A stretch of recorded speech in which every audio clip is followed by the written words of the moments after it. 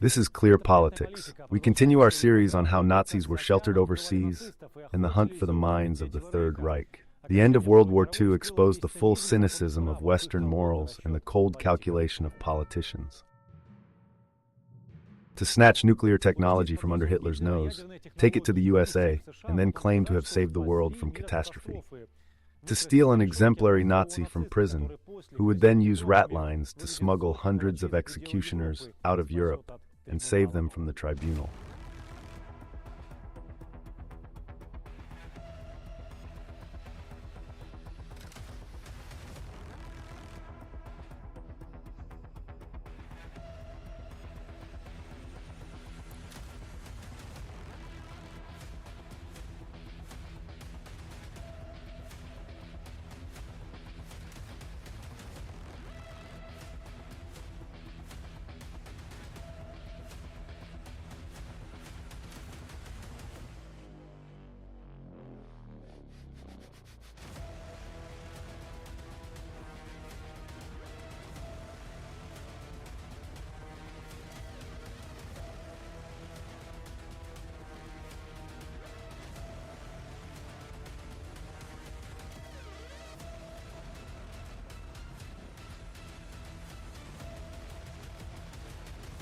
A Nazi and Hitler's favorite, an officer for special assignments, Schnee.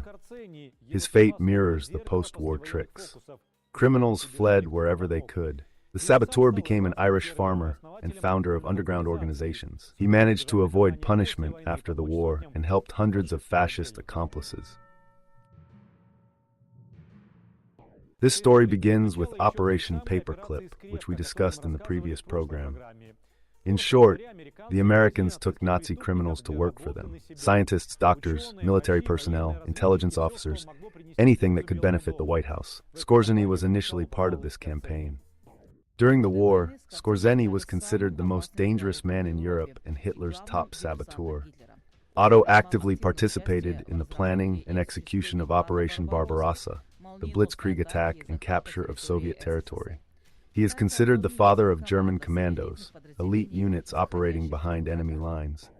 The most famous action undertaken by Otto occurred in September 1943. Operation Oak was Schnee's rescue of Benito Mussolini, who was held captive at the Hotel Campo Imperatore in the Gran Sasso Massif of Italy. Schnee and 16 paratroopers participated in the operation, reaching their target by gliders. Mussolini was pulled out of prison. The professional intelligence officer became a hero of Nazi propaganda. Hitler entrusted him with the most difficult missions. And it is surprising that one of the most notorious and dangerous figures of the Third Reich escaped the tribunal and accusations of aiding Nazism after Germany's collapse. Schnee embodied the Nazi elite. And he continued to do so successfully later on. After the war, the Americans, yes, the Americans, recruited him, and he started working for them and later even for Israel.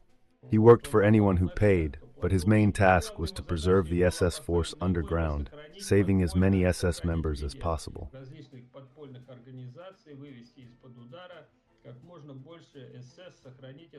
which he largely succeeded in doing. After the end of World War II in the spring of 1945, Otto was arrested and placed under heavy guard. Schnee was in custody until July 1948, until the CIA and military intelligence decided that the most dangerous man in Europe would now be a valuable asset in the Cold War. Meanwhile, the Czechoslovak government sought the extradition of the hardened Nazi. On the evening of July 27, 1948, a car with American Army registration numbers, carrying 3 former SS officers, arrived at the internment camp in Darmstadt, where Schnee was then held. The SS men, dressed in American military uniforms, entered the camp and claimed they were there to take Schnee to a court session in Nuremberg the next day. Within minutes, Schnee left the camp and disappeared. Later, when asked about this, Schnee consistently claimed that the American authorities helped him escape. Where did the SS men get American uniforms? They didn't steal them, Schnee insisted. The Americans provided them. There is also a version that Skorzeny simply bribed the Americans with part of the Nazi gold. Similarly, SS officer Friedrich Schwend bought his life by giving the Americans looted gold worth $200,000. In the USA, Skorzeny trained paratroopers, and later, at the first opportunity, he returned to Europe. He lived under an alias in Ireland, France, and Germany. His final country was Spain. In September 1948, German police reported that a Skorzeny movement had emerged in the American occupation zone. It was claimed that the movement was spreading throughout Germany, according to a report prepared by American military personnel. The main goal of the movement was believed to be fighting communism. Another Army intelligence report noted that a group of former SS soldiers and paratroopers had joined the underground movement led by Skorzeny. It was claimed that this movement was connected with underground organizations in Austria and the Soviet occupation zone. Later, Skorzeny received a stroke of luck. In January 1951, his name was officially removed from the list of war criminals wanted by the West German authorities. In 1951, the persecution of Skorzeny in West Germany was halted. Later, he traded arms and was an advisor to two presidents, Argentina's Juan Perón and Egypt's Gamal Nasser. He advised Franco's intelligence services and represented West German metallurgical companies. Such was the path of a notorious Nazi, a trade representative for metallurgical plants. He supplied weapons to the Egyptians and was close to high-ranking politicians. Meanwhile, he created an underground organization of former SS members known as Odessa. The structure saved Nazis in Europe, smuggled them to South America, and provided them with money, pensions, and even sanatorium treatments. It is known that Odessa was created by Skorzeny in 1948 or 1949. After the war, despite his past, he traveled freely in Western Europe, visited Argentina, and collaborated with British and American intelligence. This is mentioned in the article, Otto Skorzeny, The Last Years of Life by researcher Lavrov. On Odessa's orders, Skorzeny created the organization Spider, which helped Nazis escape via rat lines to Argentina and Africa and provided rehabilitation to Hitler's associates, giving them money and arranging hospital stays. Spider actively smuggled Nazis and helped them settle into a comfortable life. The organization was active until the mid-50s. Thanks to it, participants in the most horrific Nazi terror, mass executions, and extermination of people emerged from the shadows as if nothing had happened. It became known in 1972 that Skorzeny might have been one of Odessa's leaders. When a search was conducted in Friedrich Schwend's house in Peru, in the basement, the gendarmes found a huge archive, including a folder labeled Odessa. The folder contained dossiers on 10 members of the organization and minutes of an Odessa meeting in the Spanish city of Marbella, held in the early 60s. Moreover, the documents showed that the SS men continued their struggle. 6 former SS officers were living in Israel at that time, and 2 of them had infiltrated the Israeli Secret Service Mossad. The smuggling of Nazis was overseen by former SS men, who had gone underground and established contact with each other. The organization also supported them further, creating businesses, enriching them, but most importantly, protecting Nazi executioners, whose hands were stained with the blood of millions. They helped their accomplices through several routes. The most popular ones ran through South America and Scandinavia. Another major rat line, Odessa North, stretched through Denmark, Sweden, and Norway.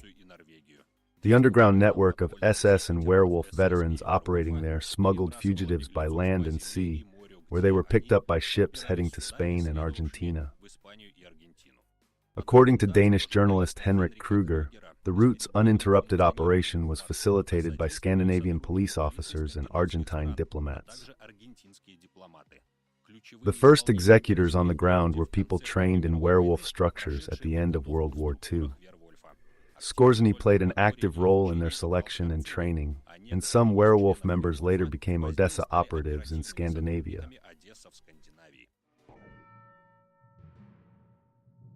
The existence of such organizations is sometimes questioned by some historians, claiming there are not enough corroborating documents. But that's the nature of underground structures, and even if they didn't exist, the essence remains the same. In the post-war years, tens of thousands of Nazis indeed successfully escaped from Europe, where they inevitably faced a tribunal and possibly the death penalty. And if they managed to leave, someone must have helped them. For example, Gestapo chief Klaus Barbie, nicknamed the Butcher of Lyon, who was sentenced to death in absentia in France, calmly cooperated with the CIA and moved to Bolivia. He received a new name, Klaus Altmann, and lived comfortably for many years, advising the country's government. Only in 1983 was he brought back to Europe and executed. According to many researchers, it was Odessa, created by Skorzeny, that was behind the escape of these and many other prominent criminals. The next story is even more outrageous. SS officer Alois Brunner sent over 100,000 people to camps. He lived peacefully in Egypt and Syria. He died only in 2010. Another brutal Nazi, Horst Schumann, was notorious for his experiments on castration and radiation testing on Auschwitz prisoners.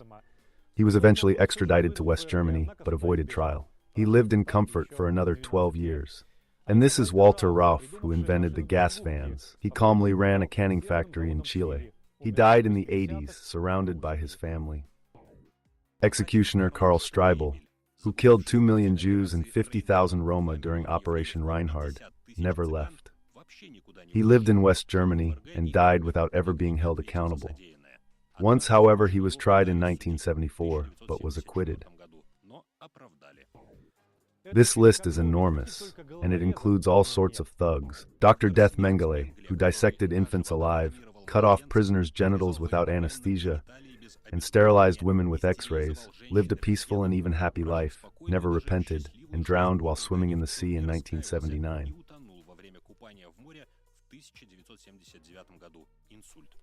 Ernst Lurch, who personally participated in the shooting of civilians, served 2 years in prison and then lived quietly in Austria. Gestapo officer Kurt Lischke was released in 1950.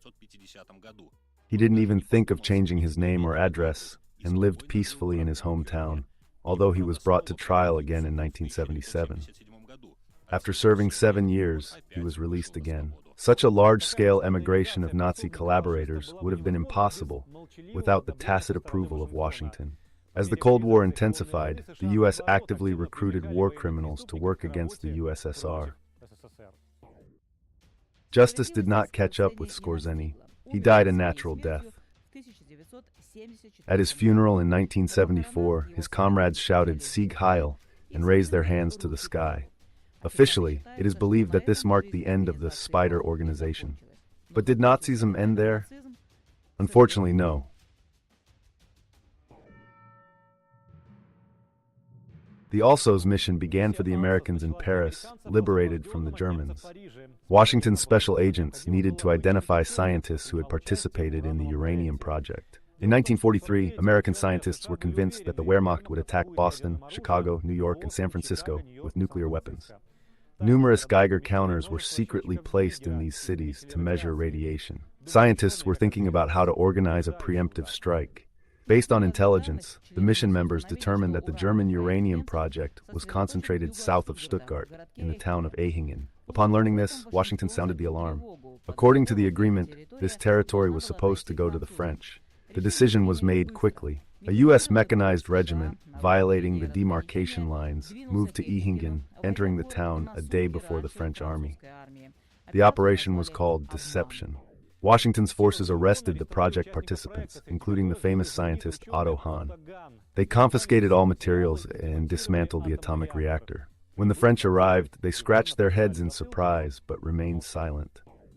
Operation Deception hardly justified the risk of a serious political scandal between Paris and Washington. The German uranium project was far from completion, largely because Hitler hated Einstein, called nuclear physics Jewish tricks, and favored rocket scientist von Braun, who created the V1 and V2 production center in Peenemünde. Here, Pentagon intelligence achieved more. The prolonged advance of the Red Army on the Oder forced the Nazis to relocate the rocket center to Nordhausen. Since this city, lying further west, was still supposed to fall into the Soviet zone, the ALOS mission agents managed to move over 100 V2 rocket complexes to the U.S. This is how the United States treated its allies.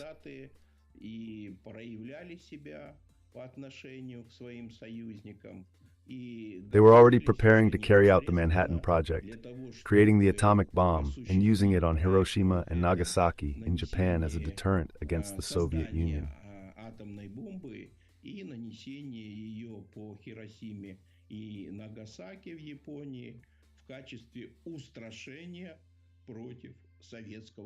Scientists acknowledged that the work of German specialists was far from complete, but had important developments. Therefore, the technologies were incorporated into the so-called Manhattan Project, the U.S. program to develop nuclear weapons. It was led by Robert Oppenheimer. In the process of fission, neutrons are released, which split other atoms. A chain reaction. Are you thinking what I'm thinking? Right now, every physicist who has seen the newspapers is thinking about it. I don't understand. What are we thinking about? About the bomb, Alvarez. General Leslie Groves was so pleased with the results of ALOS that he continued to use the mission's agents to study German laboratories. They took everything that wasn't nailed down. After all, the Manhattan Project was literally saved by German developments. The Americans couldn't manage it on their own. The ALOS mission groups consisted of professional scouts and nuclear scientists who ruthlessly stripped their Manhattan atomic project, taking 24 of the best specialists from there. How disastrous was this project if the bet was on capturing the bomb from the Germans? One American physicist wrote, "It seems we've gotten ourselves into a hopeless endeavor. The project isn't moving forward an inch. Our leaders, I think, don't believe in its success at all, and neither do we. If it weren't for the huge amounts of money we're being paid here, I think we would have long since taken up something more useful." It is noteworthy that the Americans, essentially robbing the French within the framework of the ALOS mission, turned it into a story for a book. Yes, now the participants of those events, who violated the agreement, are heroes who prevented the Nazis from creating a bomb. This is a falsification of history. It follows the same line as the falsification of history, glorifying the valor of the Americans, portraying them as saviors who supposedly prevented the development of the bomb by the Nazis. Что якобы они воспрепятствовали вот этой вот американцы в составе вот этой миссии Альсос, как бы они воспрепятствовали разработке. But this is absurd because the Germans were very far from creating it, and by the end of the war, everything was already being captured on territory occupied by the Allies. В конце войны это же уже захватывалось все на занятой союзниками территории. What creation are we talking about? If anyone prevented the creation of the atomic bomb, it was the Soviet Union.